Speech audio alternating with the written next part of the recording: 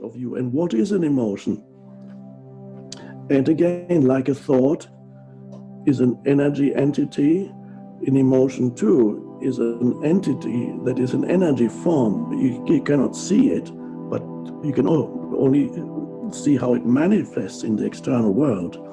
But an emotion is an energy form that lives in you. If you recognize it, then there's an awareness there. Without awareness, often you can easily be run by your emotions. And that means the emotion, whether it be, let's say it could be anger, it could be sadness, could be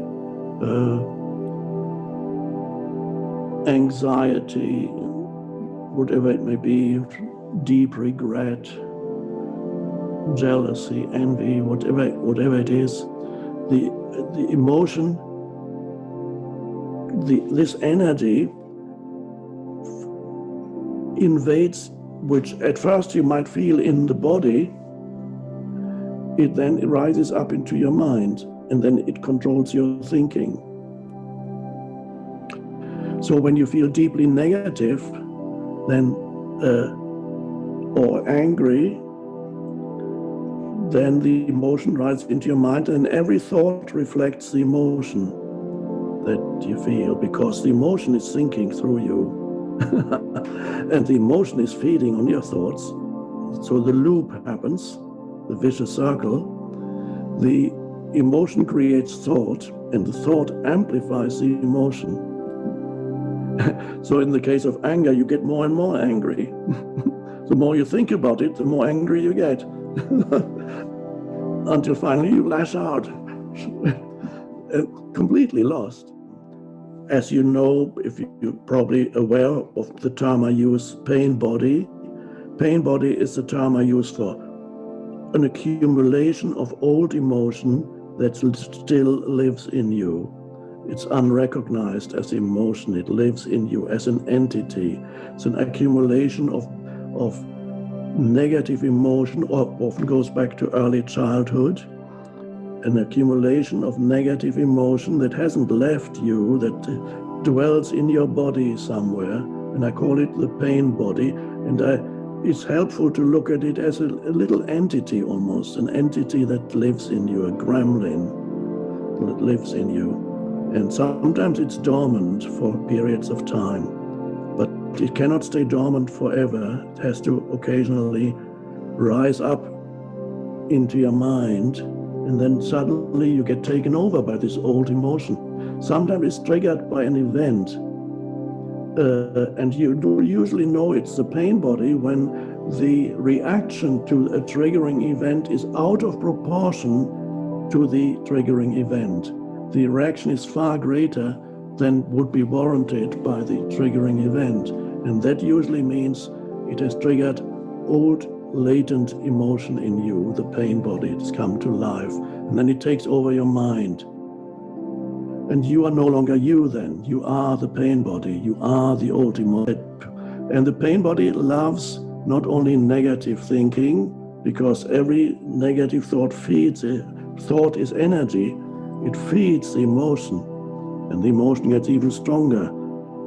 It is also when you feel very bad about your life. You're very unhappy about your life, what you call your life. It's a narrative. What you call your life is a narrative. It's a sequence of thoughts in your mind that are repetitive. The repetitive sequence of thoughts is what you call your life.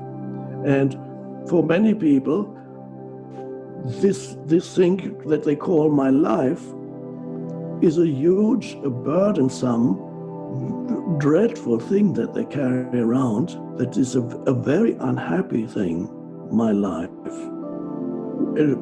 Whenever I start thinking about my life, I get more and more unhappy. I'm not talking about me, I'm just, whenever I think about my life, I get more and more unhappy.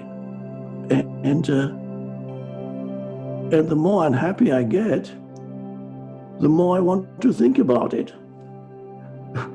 It's I call it what arises here is the addiction to unhappiness. Why is it addictive? Because the emotion wants more of it. It's more of itself. It wants to be fed by the thinking that reflects the same energy with it's the vibrational frequency, so to speak, of the emotion. So every negative thought feeds the negative emotion. A positive thought cannot feed the negative emotion. And this is how the pain body operates. It then goes to whoever is around you at the time, your partner or at work or family member, and the emotion will then speak through you and say something negative in order to provoke a similar emotion in the other person.